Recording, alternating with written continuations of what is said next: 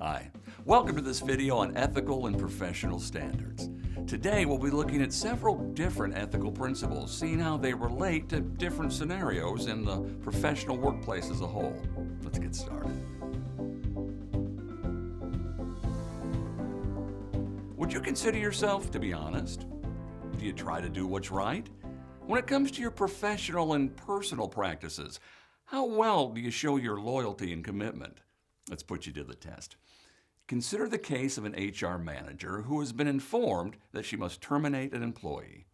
It's nothing unusual, since a part of an HR manager's position is to administer terminations. What makes this case unique is that the close relationship the HR manager has with the employee may also come to an end. Both have worked at the company for several years, and in that time, they've become good friends. The HR manager is suddenly overcome with dread as she anticipates how this meeting will play out. She fears her relationship with the terminated employee will end. She also knows that if she breaches confidentiality, she too could lose her job. This case includes an ethical agent who is being faced with an ethical dilemma.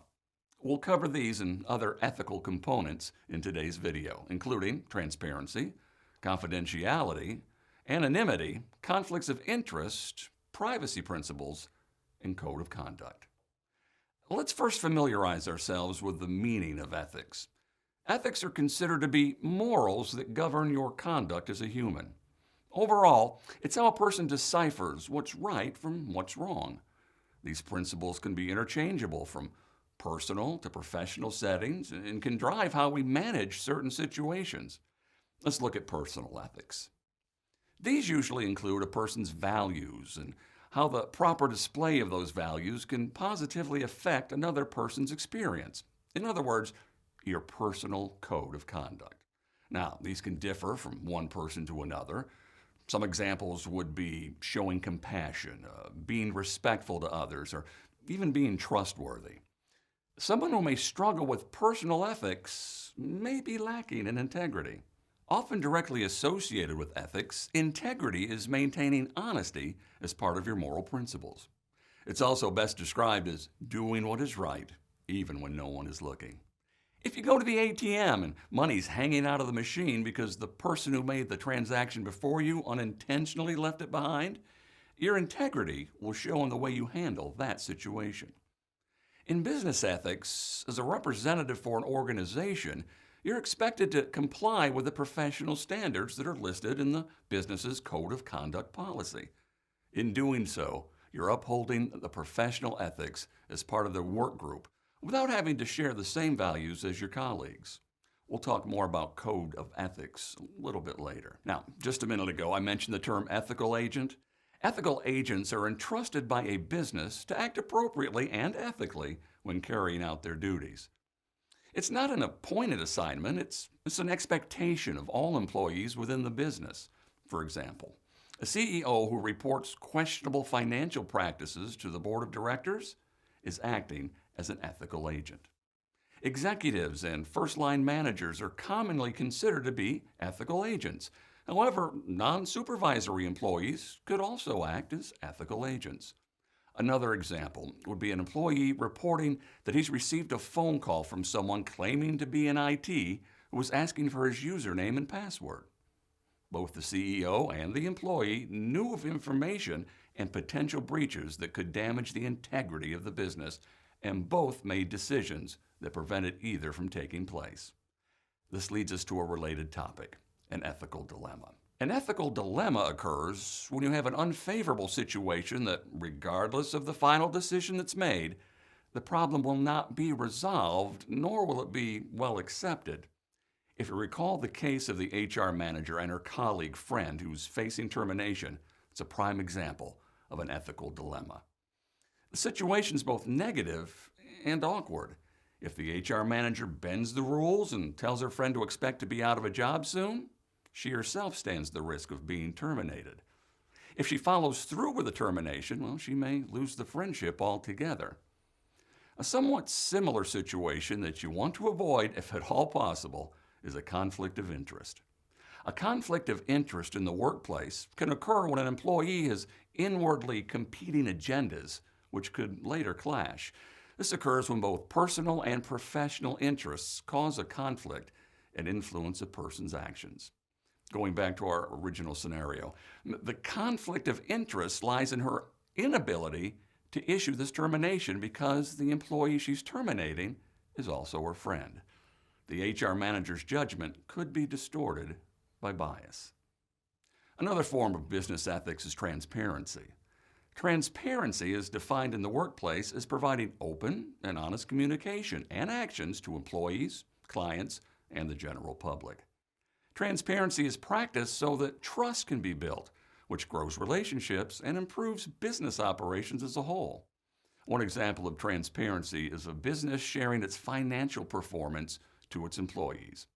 Another example of transparency would be a detailed job description that includes an idea of a typical day carrying out your duties, the location of the position, hours of the position, the person to whom the position reports, salary, travel requirements. It's very helpful for a candidate to have an idea of all these important elements before applying for the position, so they know the job expectations on the front end. On the other end of the information sharing spectrum is confidentiality. As I touched on before, confidentiality is the act of keeping sensitive information private. In business, this could apply to data systems, employee information, even certain business operations. The privacy of employees and the business are to be protected with appropriate procedures in place for releasing certain information. In human resources, personal employee information such as salary details, bank information, and dependent information are commonly accessed. It's critical that HR professionals protect this information by ensuring their computers are secure and free from access from others. Other information that's not electronically stored should be kept in a secure location that is locked at all times. Like confidentiality, anonymity protects individuals by the retention of information, in this case, who they are. Many companies rely heavily on employee engagement surveys to gain information about the employee's experiences. Some surveys provide the option for employees to leave their names once the survey is completed, but it's not required.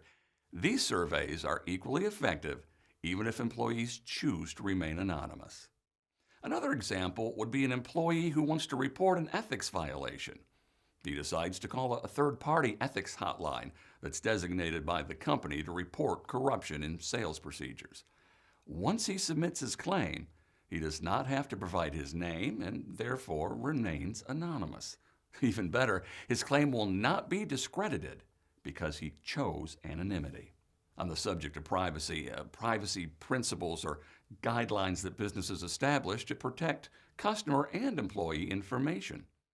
Privacy principles are essential to businesses, and they help assure employees and customers that proper actions are in place to protect privacy. They provide transparency in clearly defining the measures the company will take to ensure that information is properly collected, handled, and stored.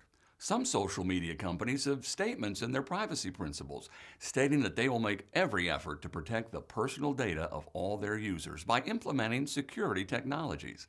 They also claim to never sell users' information and be transparent about what information they collect and why. Finally, let's discuss code of conduct. As I mentioned before, a code of conduct describes the company's expectations of its employees. This code is created to safeguard the business's values by reinforcing a standard for behavior. Business codes of conduct vary from business to business. However, many businesses share some of the same codes of conduct, which cover several standard ethical practices like respect and accountability. They also list consequences and disciplinary action should any of the codes be violated, as well as the appropriate parties to which an employee should report violations. Business codes of conduct should always be clear in their descriptions, while also providing examples of acceptable versus unacceptable behavior. Your personal code of conduct is your own philosophy or set of rules for yourself in which you strongly believe. You may have several codes of conduct from which you never deviate, such as being on time, avoiding gossip, being humble. As mentioned before, You're adopting practices that would positively impact others' experiences. As you can see, setting ethical standards in the workplace is a very important practice. They create a more professional environment and ensure that the company and its employees are satisfied and protected. I hope this review was helpful. Hey, thanks for watching and happy studying.